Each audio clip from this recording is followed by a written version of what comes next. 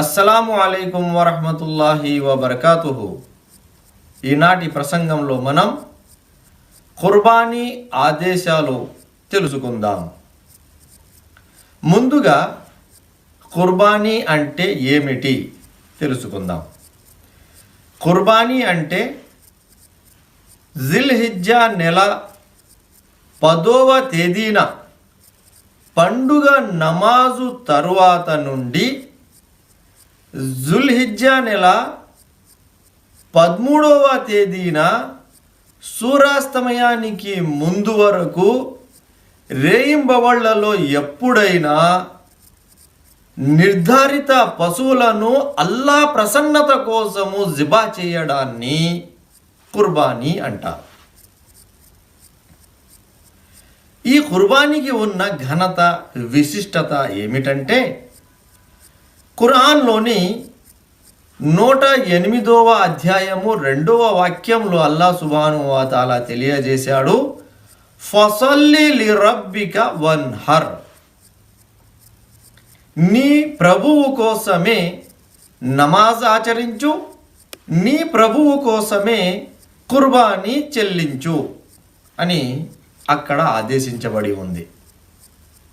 అలాగే ఖురాన్లోని 6వ అధ్యాయము 162వ వాక్యంలో అల్లా సుబ్హానహు వ తఆలా ఈ విధంగా ఆదేశిస్తున్నాడు, కుల్ ఇన్న సొలాతి వ నుసుకి వ మహ్యాయ వ మమాతి లిల్లాహి రబ్బిల్ ఆలమీన్. అనగా, ఓ ప్రవక్త, మీరు ఇలా తెలియజేయండి, నా నమాజు, నా ఖుర్బానీ, సకల ఆరాధనలు, నా జీవితము, నా మరణము సర్వలోకాల ప్రభు అయిన అల్లా సుబ్హానహు వ తఆలా కోసము మాత్రమే అని చెప్పారు. ఈ 2 ఆయతులలో ఒక విషయాన్ని గమనించారా? ఈ 2 ఆయతులలో అల్లా సుబ్హానహు వ తఆలా 2 ముఖ్యమైన ఆరాధనల ప్రస్తావన చేసి ఉన్నాడు. ఒకటి నమాజు అయితే రెండవది ఖుర్బానీ. నమాజుతో పాటు ఖుర్బానీ ప్రస్తావన కూడా అల్లా సుబ్హానహు వ తఆలా ఈ 2 ఆయతులలో చేసి ఉన్నాడు. నమాజ్ ఎంత గొప్ప ఆరాధన అన్న విషయము మనందరము తెలుసుకొని ఉన్నాము. అలాంటి గొప్ప ఆరాధనతో పాటు ఖుర్బానీ యొక్క ప్రస్తావన చేయటము వల్ల ఖుర్బానీ కూడా గొప్ప ఆరాధన, అల్లాహకు ఇష్టమైన కార్యము అనే విషయము ఈ 2 వాక్యాల ద్వారా మనము గ్రహించాలి. ఖుర్బానీ యొక్క విశిష్టతను ఈ విధంగా కూడా మనము అర్థం చేసుకోవచ్చును.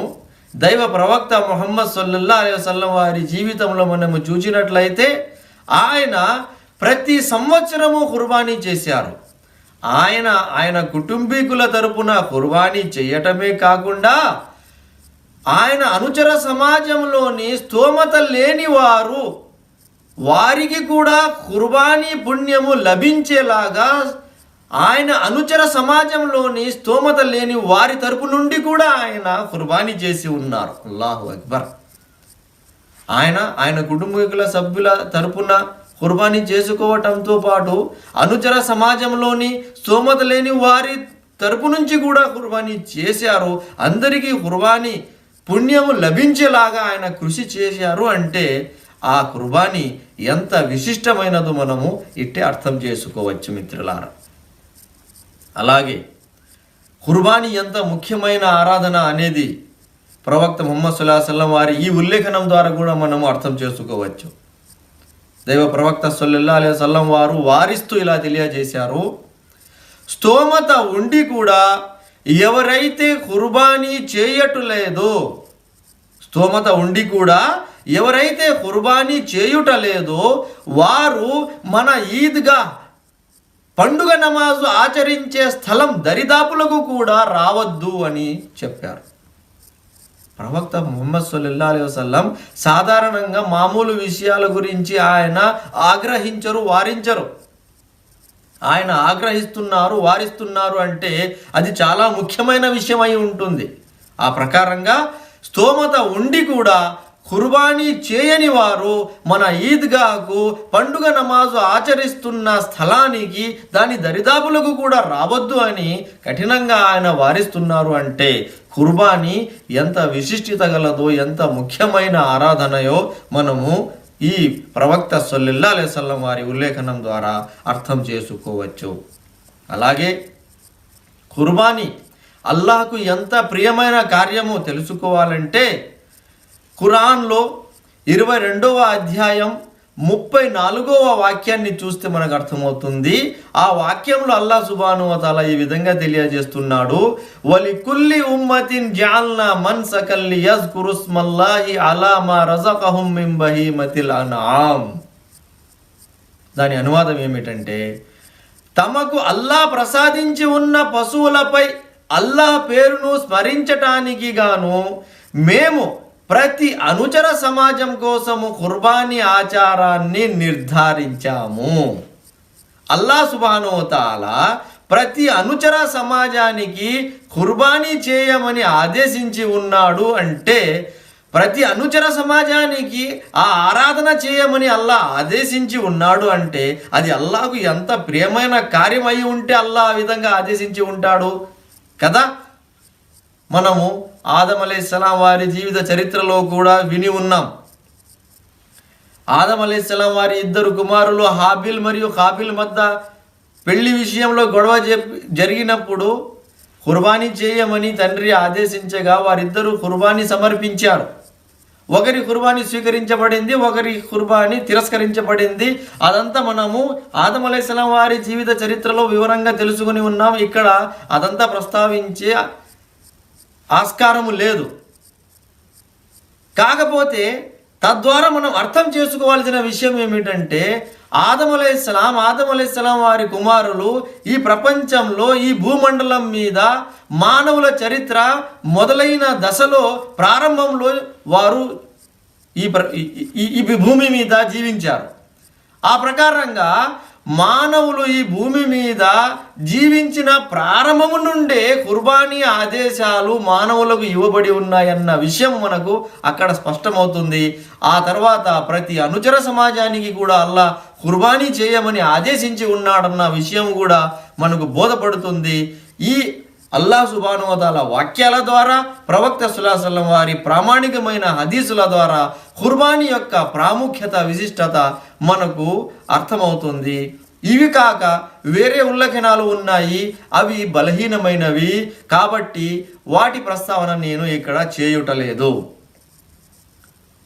చాలామంది పండితులు బలహీనమైన వాక్యాలు కూడా, బలహీనమైన ఉల్లేఖనాలు కూడా ప్రస్తావిస్తూ ఉంటారు.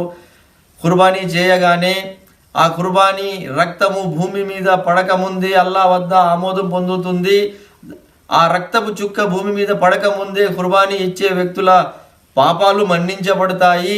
ఖుర్బానీ ఇచ్చే పశువు చర్మం మీద ఎన్ని వెంట్రుకలు ఉంటాయో అన్ని పుణ్యాలు ఖుర్బానీ ఇచ్చే వ్యక్తి ఖాతాలో లిఖించబడతాయి.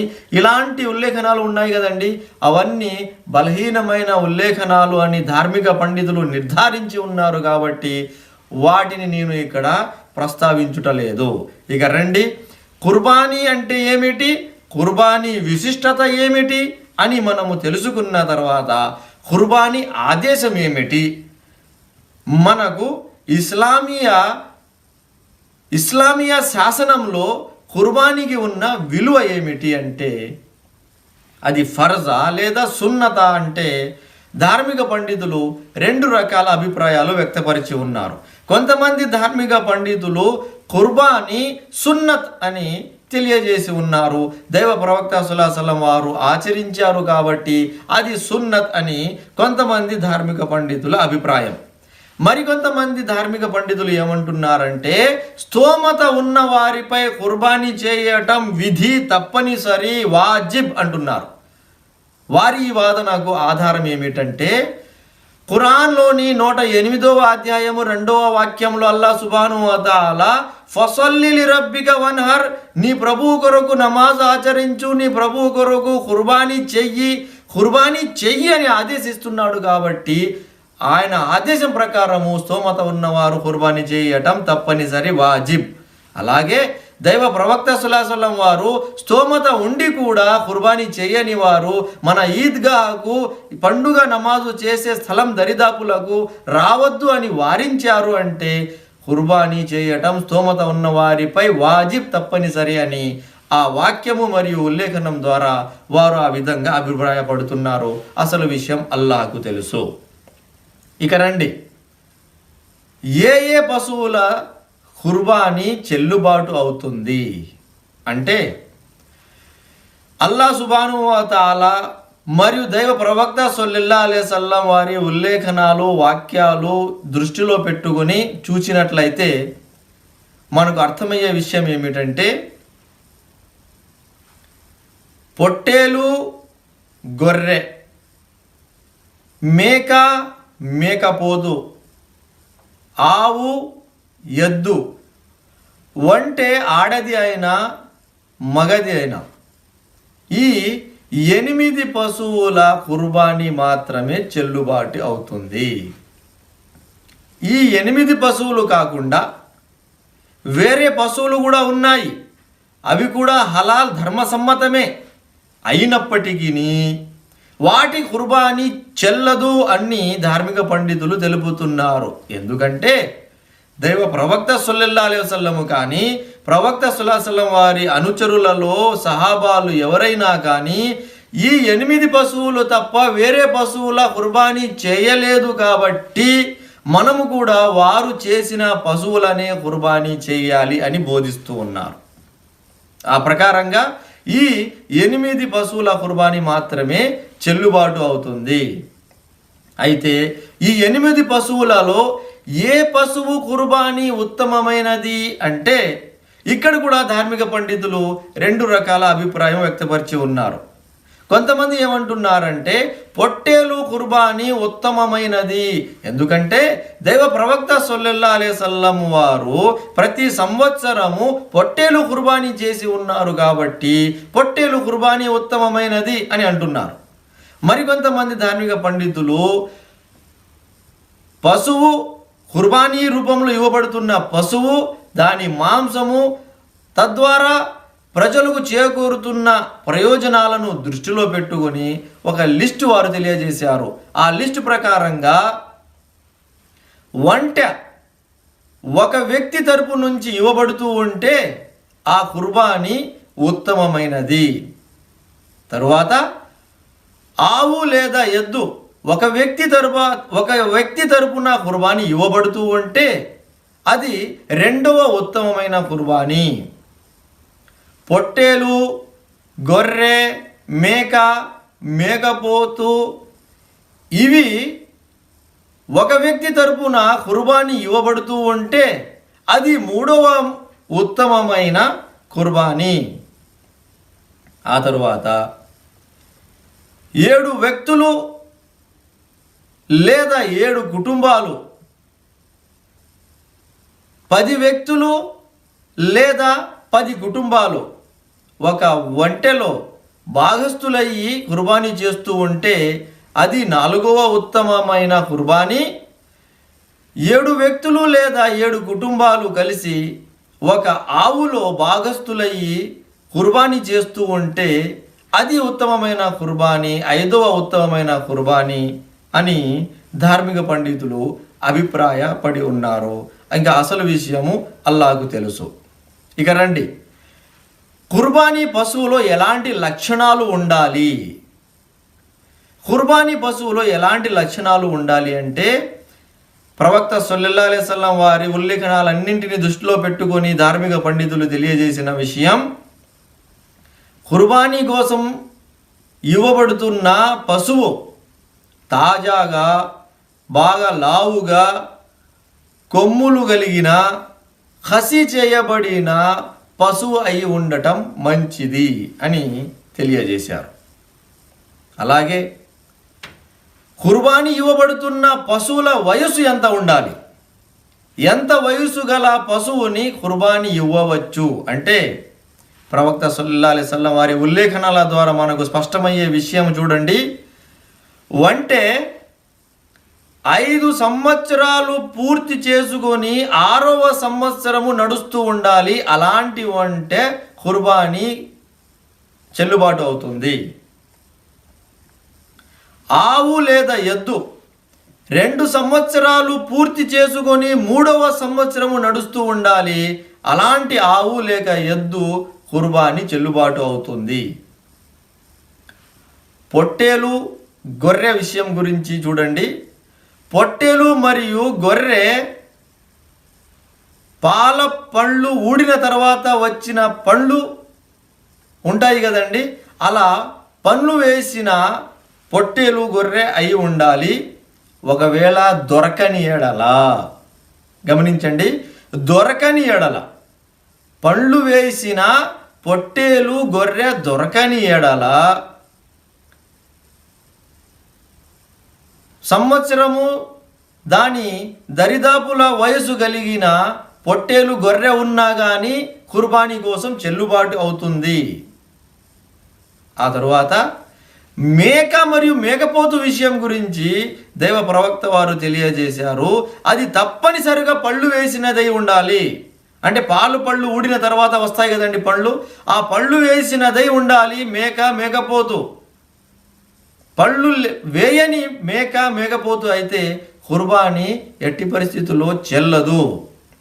దొరకట్లేదు అని పళ్ళు ఊడని మేక మేకపోతు ఖుర్బానీ మాత్రం చెల్లదు. అది పొట్టేలు గొర్రెకు మాత్రమే ఆ నిబంధన వర్తిస్తుంది. ఇకపోతే ఏ పశువుల ఖుర్బానీ చెల్లుబాటు కాదు, ఏ పశువుల ఖుర్బానీ చెల్లదు అంటే ప్రవక్త సల్లల్లాహు అలైహి వసల్లం వారు ఈ విధంగా తెలియజేశారు. కుంటి పశువు ఖుర్బానీ చెల్లదు. అలాగే ఒక కంటితో చూస్తున్న పశువు ఖుర్బానీ చెల్లదు. ఒక కన్ను కనిపించుటలేదు, ఒక కంటితోనే చూస్తూ ఉంది అంటే ఒంటి కన్ను ఉన్న ఒంటి కంటితో చూస్తున్న పశువు ఖుర్బానీ చెల్లదు. వ్యాధి బారిన పడిన పశువు ఖుర్బానీ చెల్లదు. ఒక పశువు వ్యాధి బారిన పడిపోయింది, అలా వ్యాధి బారిన పడిపోయిన పశువు ఖుర్బానీ కూడా చెల్లదు. అలాగే బాగా బలహీనమైపోయి ఎముకలు కనిపిస్తున్న బలహీనమైన పశువు ఖుర్బానీ కూడా చెల్లదు అని ప్రవక్త సల్లల్లాహు అలైహి వసల్లం వారి ఉల్లేఖనాల ద్వారా స్పష్టమవుతుంది. ఈ ఉల్లేఖనాలను దృష్టిలో పెట్టుకొని ధార్మిక పండితులు తెలియజేశారు, ఇవి కాకుండా వేరే ఏమైనా స్పష్టంగా కనిపించే లోపాలు ఉన్నా అలాంటి పశువు ఖుర్బానీ చెల్లదు అన్నారు. ఉదాహరణకు మనం చూసినట్లయితే కొన్ని పశువులకు తోక కత్తిరించేసి ఉంటారు, కొన్ని పశువులకు చెవులు కత్తిరించేసి ఉంటారు. అక్కడ స్పష్టంగా కనిపిస్తుంది లోపము. అలా స్పష్టంగా కంటికి లోపం కనిపిస్తూ ఉంటే అలా లోపము ఉన్న పశువు ఖుర్బానీ చెల్లదు. చిన్న లోపం ఉంది, అది కంటికి స్పష్టంగా కనిపించుటలేదు అంటే చిన్న లోపం ఉంటే అది సమస్య కాదు, దాని ఖుర్బానీ చెల్లుతుంది. స్పష్టంగా కంటికి కనిపించే అంత పెద్ద లోపము ఉంటే అప్పుడు ఆ పశువు ఖుర్బానీ చెల్లదు అని ధార్మిక పండితులు తెలియజేసి ఉన్నారు. ఇక రండి, ఏ పశువులో ఎంతమంది భాగస్థులు కాగలరు అనే విషయాన్ని మనం చూచినట్లయితే ప్రవక్త సల్లల్లాహు అలైహి వసల్లం వారి ఉల్లేఖనాల ద్వారా మనకు అర్థమయ్యే విషయం ఏమిటంటే ఒంటెలో 10 మంది భాగస్థులు కావచ్చు, 10 కుటుంబాలు కూడా భాగస్థులు కావచ్చు. ఆవు లేదా ఎద్దులో 7 వ్యక్తులు భాగస్థులు కావచ్చు లేదా 7 కుటుంబాలు భాగస్థులు కావచ్చు. పొట్టేలు, గొర్రె, మేక, మేకపోతు వీటిలో మాత్రము ఒక వ్యక్తి మాత్రమే ఖుర్బానీ ఇస్తాడు లేదా ఒక కుటుంబీకులు మాత్రమే, ఒక కుటుంబం తరపున మాత్రమే ఖుర్బానీ ఇవ్వబడుతుంది. పొట్టేలు, గొర్రె, మేక మరియు మేకపోతులో ఒక కంటే ఎక్కువ కుటుంబాలు, ఒక కంటే ఎక్కువ వ్యక్తులు భాగస్థులు అవటానికి అనుమతి లేదు. ఒక కుటుంబం తరపున ఒక పొట్టేలు, ఒక మేక సరిపోతుంది అని చెబుతున్నారు. ఒక కుటుంబం అంటే ఎంతమంది అనే సందేహం రావచ్చు. ఇక్కడ వివరణ ఈ విధంగా ధార్మిక పండితులు తెలియజేశారు. ఒకే వ్యక్తి సంపాదన మీద ఎంతమంది అయితే జీవితం గడుపుతూ ఉంటారో, ఒకే వ్యక్తి పోషణలో ఎంతమంది వ్యక్తులైతే ఉంటారో వారందరూ కూడా ఒక కుటుంబంగా పరిగణించబడతారు. ఉదాహరణకు, ఇంట్లో తండ్రి ఒక్కరు మాత్రమే సంపాదిస్తున్నారు. ఆ తండ్రి భార్యలు, బిడ్డలు చాలామంది ఉన్నారు. ఇతరులు ఎవరూ సంపాదించుటలేదు. తండ్రి ఒక్కరు మాత్రమే సంపాదిస్తున్నారు. అక్కడ ఉన్న కుటుంబంలో ఉన్న వారందరినీ పోషిస్తున్నారు. వారందరి బాధ్యత ఆయన ఒకరే మోస్తున్నారు అంటే వారు ఎంతమంది ఉన్నా సరే అప్పుడు ఆ ఒక్క పశువు తరపు నుండి ఆ పూర్తి కుటుంబం తరపున కుర్బానీ అయిపోతుంది. కానీ ఒకవేళ ఒకే తండ్రికి చెందిన ఇద్దరు లేకంటే ఎక్కువ మంది కుమారులు ఒకే ఇంటిలోనే ఉంటున్నారు, కానీ వేరువేరుగా సంపాదించుకొని ఎవరి సంపాదన వారు వేరువేరుగానే ఉంచుకుంటున్నారు అనేటట్లయితే అప్పుడు అది ఒక కుటుంబంగా పరిగణించబడదు. సంపాదన ఎవరైతే వేరుగా పెట్టుకుంటున్నాడో అతను సపరేటుగా ఒక కుటుంబంగా పరిగణించబడతారు. ఒకే కుటుంబంలో ఉన్నప్పటికీ సంపాదన వేరుగా ఉంచుకున్న వారందరూ కూడా వేరే వేరే కుటుంబీకులే. వారు ప్రతి ఒక్కరూ ఎవరైతే సంపాదన వేరువేరుగా ఉంచుకుంటున్నారో వారు వేరువేరుగా కుర్బానీలు ఇచ్చుకోవలసి ఉంటుంది. ఈ విషయము మనము బాగా అర్థం చేసుకోవాలి. మనం చూచినట్లయితే దైవ ప్రవక్త ముహమ్మద్ సల్లల్లాహు అలైహి వసల్లం వారు ఆయన జీవిత కాలంలో కుర్బానీ చేసేటప్పుడు ఒక పశువుని జబా చేస్తూ, ఓ అల్లా, ఇది నా తరపున మరియు నా కుటుంబీకుల తరపున అని కుర్బానీ చేసేవారు. అలాగే ప్రవక్త సల్లల్లాహు అలైహి వసల్లం వారి శిష్యులు, సహాబాలు కూడా కుర్బానీ ఇచ్చేటప్పుడు, ఓ అల్లా, ఇది నా తరపున నా కుటుంబీకుల తరపున అని పూర్తి కుటుంబం తరపున ఒక పశువుని కుర్బానీ ఇచ్చేవారు. అబూ అయ్యూబ్ అన్సారీ రజిల్లాహు అన్హు వారితో ఈ విధంగా అడగడం జరిగింది.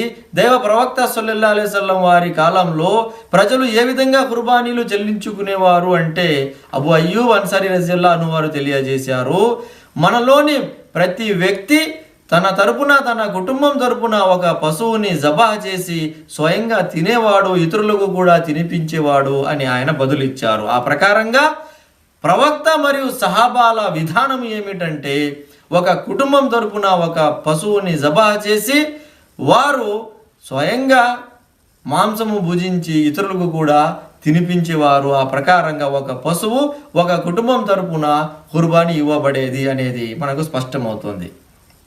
మిత్రులారా, ఇక్కడ కొంతమంది అతి తెలివి ఉపయోగిస్తూ ఉంటారు.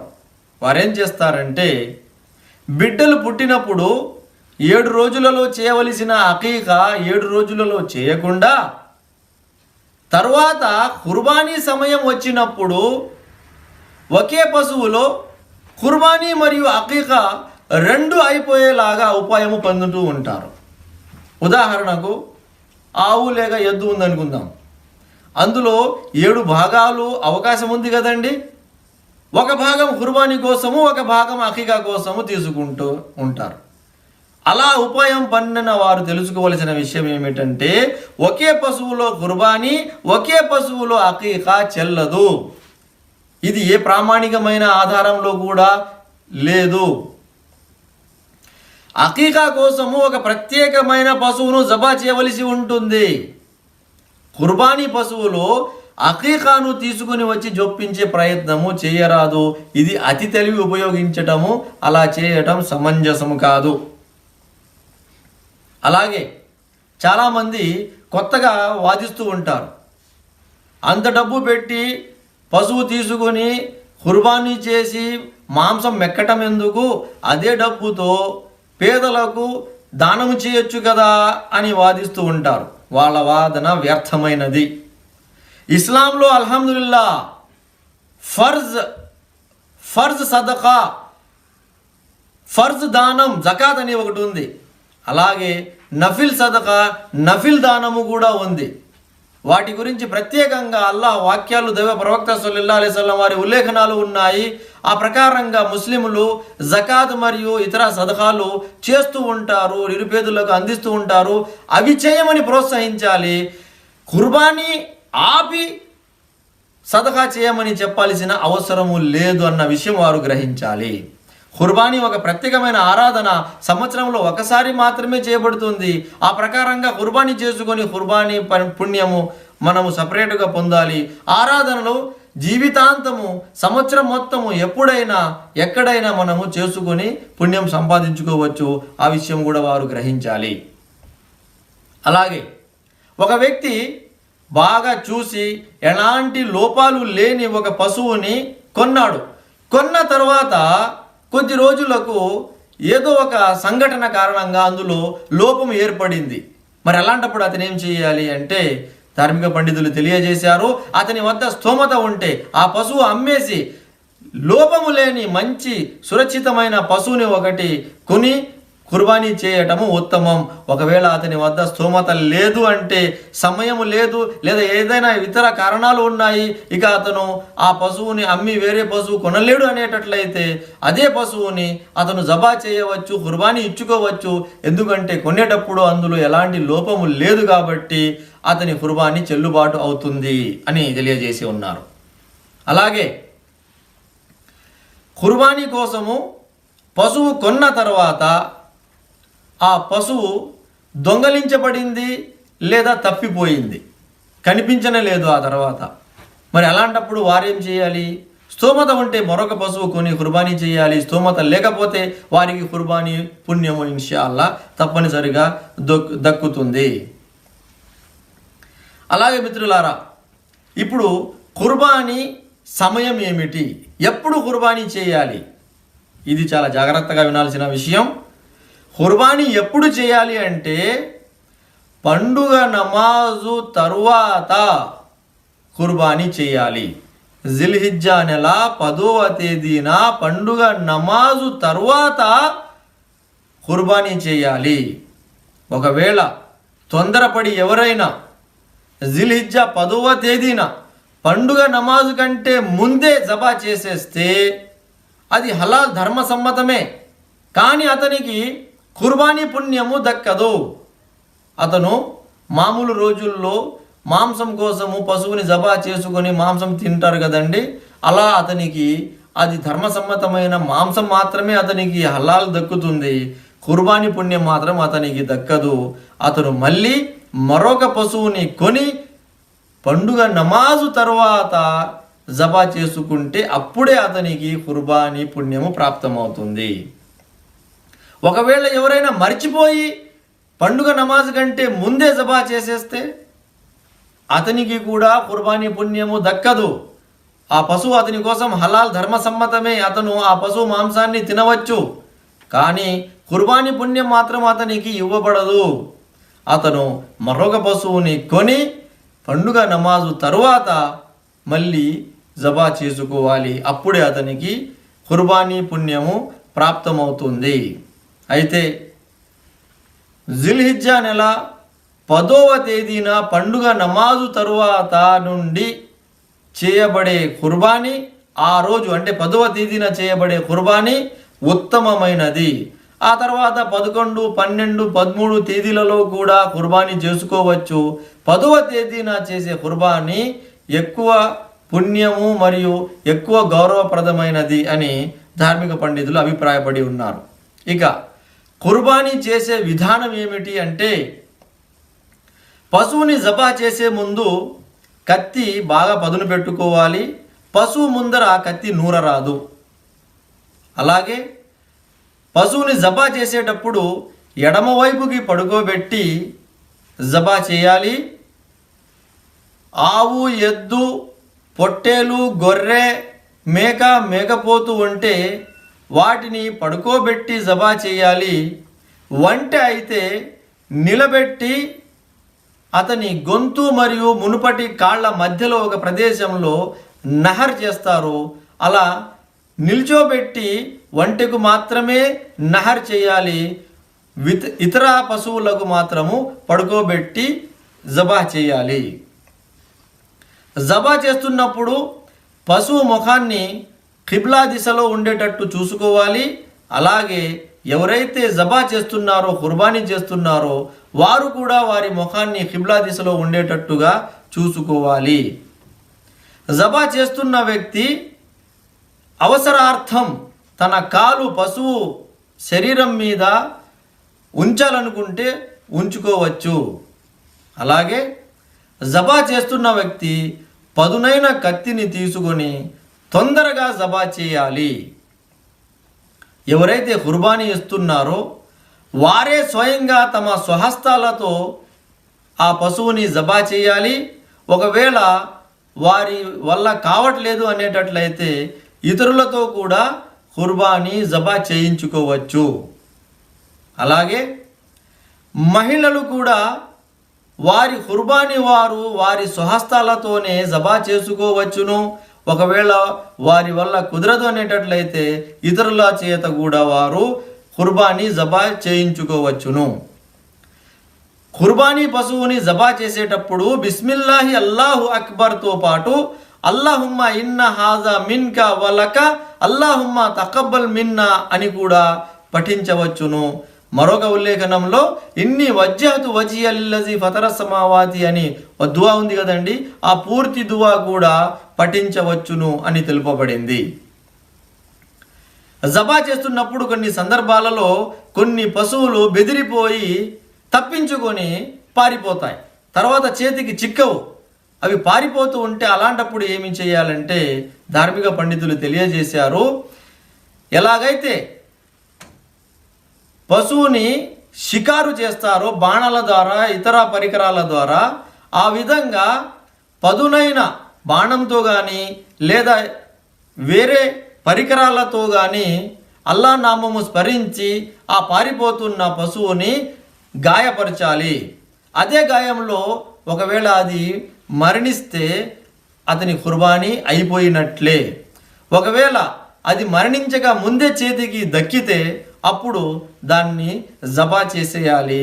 తద్వారా అతని ఖుర్బానీ పూర్తి అవుతుంది అని ధార్మిక పండితులు తెలియజేసి ఉన్నారు. ఇక రండి, ముఖ్యమైన విషయం, ఖుర్బానీ చేసిన తర్వాత ఆ పశువు మాంసము మరియు చర్మము ఏమి చేయాలి? దీని సమాధానం ఏమిటంటే, ఖుర్బానీ చేయబడిన పశువు మాంసము వారు కొద్దుగా స్వయంగా తినవచ్చును, ఇతరులకు కూడా తినిపించవచ్చును, భవిష్యత్తు కోసము దాన్ని భద్రపరుచుకోవచ్చును, ఎండబట్టి అయినా సరే వేరే విధంగానైనా సరే. ఖురాన్లో 22వ అధ్యాయం 36వ వాక్యంలో అల్లాహ్ సుబ్హానహు వ తఆలా ఈ విధంగా తెలియజేశాడు, ఫకులు మిన్హా వఅత్ఇముల్ ఖానియా వల్ ముఅతర్, అనగా అందులో నుంచి మీరు స్వయంగా తినండి, అడిగే వారికి కూడా ఇవ్వండి, అడగని వారికి కూడా ఇవ్వండి. అడిగేవారు అంటే ఎవరు? అడగని వారు అంటే ఎవరు?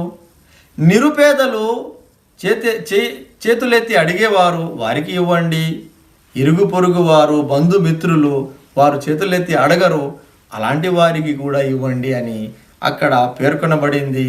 ఆ ప్రకారంగా ఖుర్బానీ ఇవ్వబడిన పశువు మాంసము మన కోసము కూడా కొంచెం ఉంచుకొని, బంధుమిత్రులకు కొంచెము పంచి, నిరుపేదలకు కూడా పంచి, ఆ విధంగా ఖుర్బానీ మాంసాన్ని మనము పంచుకొని మనం స్వయంగా కూడా తింటే మంచిది అని ధార్మిక పండితులు తెలియజేశారు. అయితే ఈ విధంగా 3 భాగాలు చేయాలి.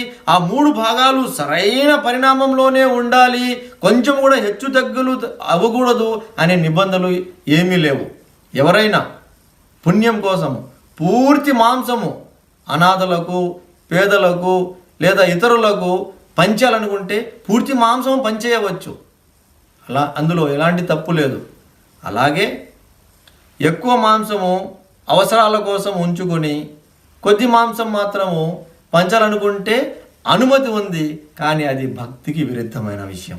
ఎందుకంటే మన కోసమే మనం ఆలోచించుకుంటున్నాం, ఇరుగు పొరుగు వారి గురించి ఆలోచించటలేదు, పేదవారి గురించి మనం ఆలోచించటలేదు అంటే అది విశ్వాస లోపానికి నిదర్శనం, భక్తికి విరుద్ధమైన విషయం. కాబట్టి అలా చేయడం సమంజసం కాదు, అందరి గురించి ఆలోచించాలి.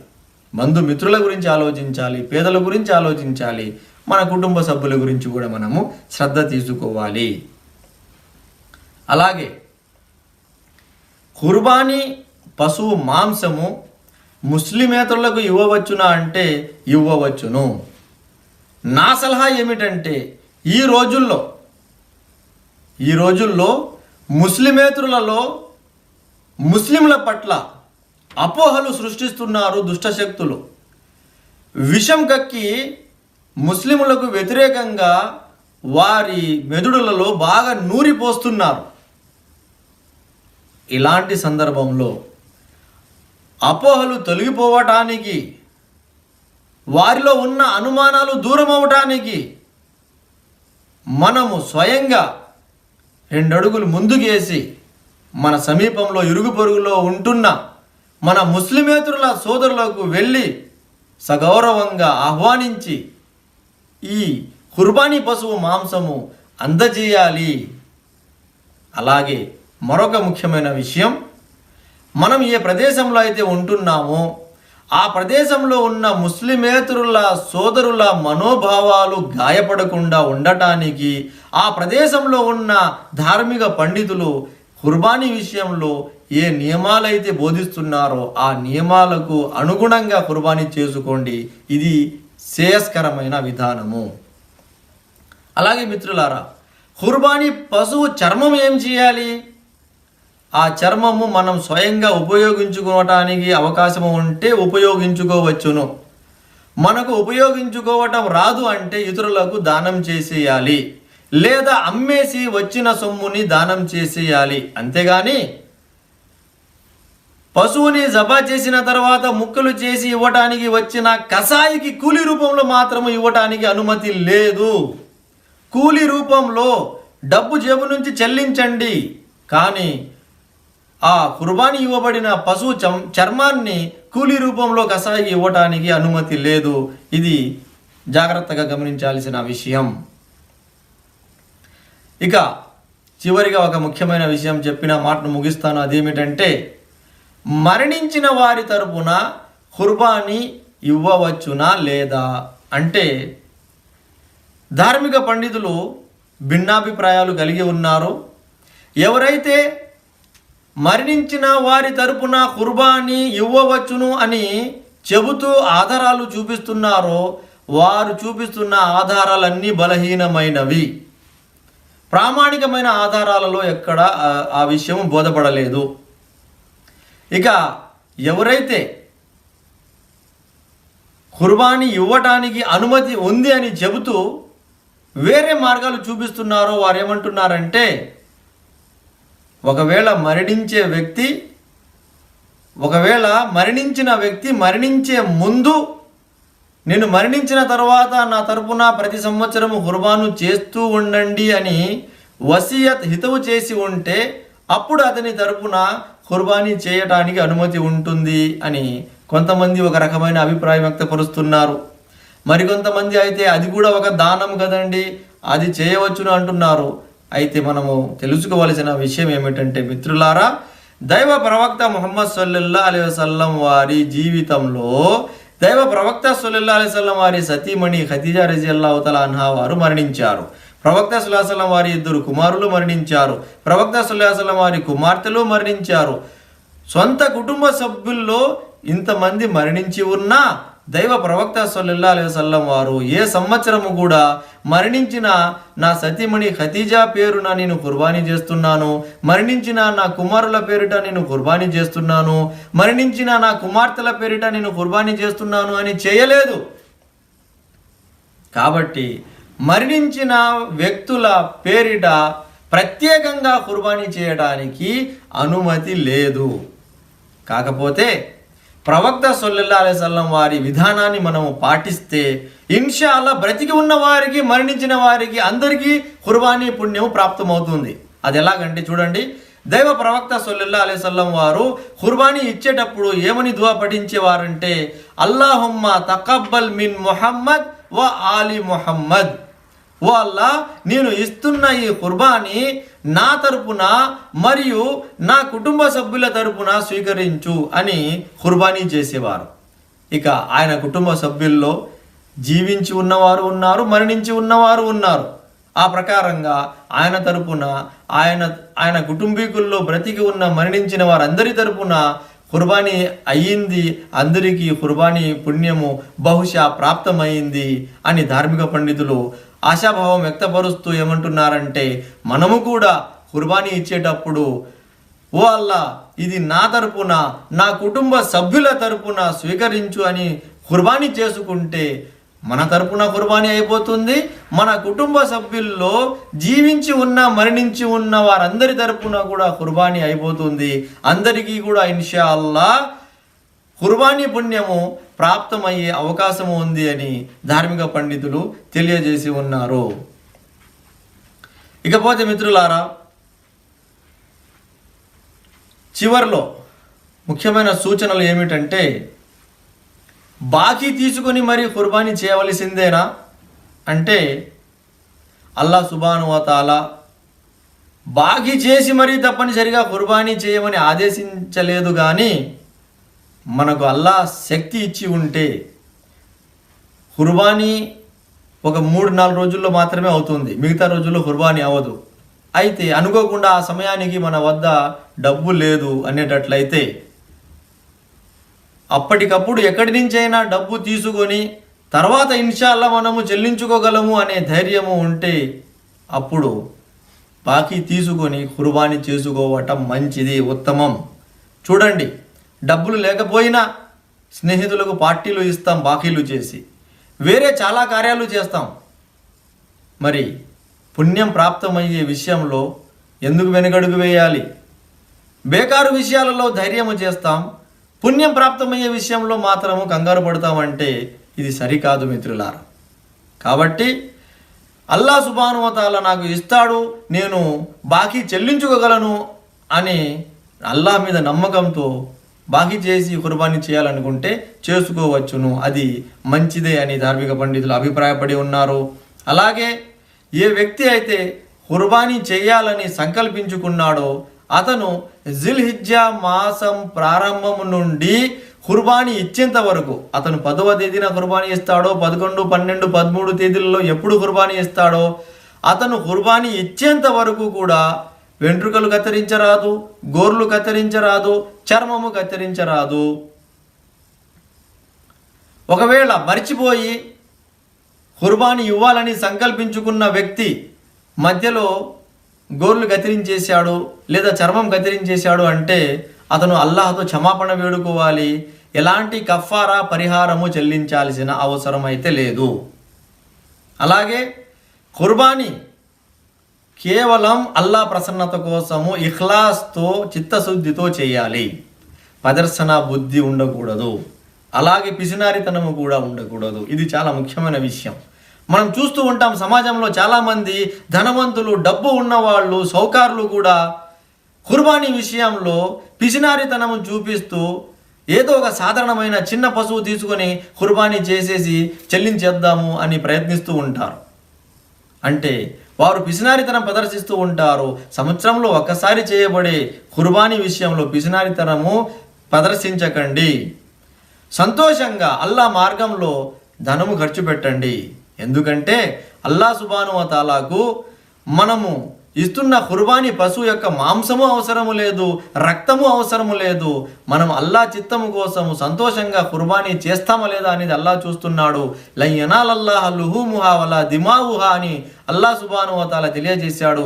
లన్ యనాలల్లాహ లుహూముహా వలా దిమావుహా వలాకి యనాలుహు తఖ్వా మిన్కుం. మీ పశువుల మాంసము కానీ రక్తము కానీ అల్లాకు అవసరము లేదు, మీ భక్తి మాత్రమే అల్లా చూడాలనుకుంటున్నాడు అని అల్లా తెలియజేసి ఉన్నాడు. కాబట్టి పిసినారితనము ప్రదర్శించకుండా సంతోషంగా పశువు కొని, మంచి పశువు కొని అల్లా మార్గంలో కుర్బానీ చేయాలి. అలాగే రెండవ ముఖ్యమైన విషయం ఏమిటంటే, కొంతమంది డబ్బు ఖర్చు చేస్తారు, మంచి పశువుని కొంటారు, కాకపోతే నేను ఇంత మంచి పశువుని కొన్నాను అని ఆ పశువు మెడలో దండలు వేసి ఊరిలో ఊరేగింపు చేస్తూ ఉంటారు, ప్రజలందరికీ చూపిస్తూ ఉంటారు. ఆ ప్రకారంగా ప్రదర్శన బుద్ధితో అహంకారం ప్రదర్శిస్తూ ఉంటారు. ఈ రోజుల్లో అయితే సోషల్ మీడియా వచ్చేసింది కాబట్టి ఫోటోలు దింపి దండలు వేసి ఇంకా ఏమేమో హంగులు చేసి ఆ ఫోటోలను ఫేస్బుక్లలో, వాట్సాప్లలో, ఇంకా వీడియోలు చేసి యూట్యూబ్లలో ఎక్కడెక్కడో వారు ప్రసారం చేస్తూ ఉంటారు. తద్వారా మనిషిలో చిత్తశుద్ధి అనేది లేకుండా పోతుంది. ప్రదర్శనా బుద్ధి అక్కడ వచ్చేస్తుంది. దీనినే ఇస్లామీయ పరిభాషలో రియాకారి అంటారు. రియా ఉద్దేశంతో, ప్రదర్శనా బుద్ధితో చేసిన ఏ పుణ్యకార్యం అల్లాహ్ స్వీకరించడు. ఈ కుర్బానీ కూడా అల్లాహ్ సుబ్హానహు వ తఆలా యొద్ద స్వీకరించబడదు. కాబట్టి కుర్బానీ చేస్తున్నవారు అటు పిసినారితనము ప్రదర్శించకుండా, ఇటు ప్రదర్శనా బుద్ధిని కూడా ప్రదర్శించకుండా చిత్తశుద్ధితో అల్లాహ్ ప్రసన్నత కోసం మాత్రమే కుర్బానీ చేయాలి. అలాగే ధర్మ సమ్మతమైన హలాల్ సంపదతోనే కుర్బానీ పశువు కొని కుర్బానీ చేయాలి.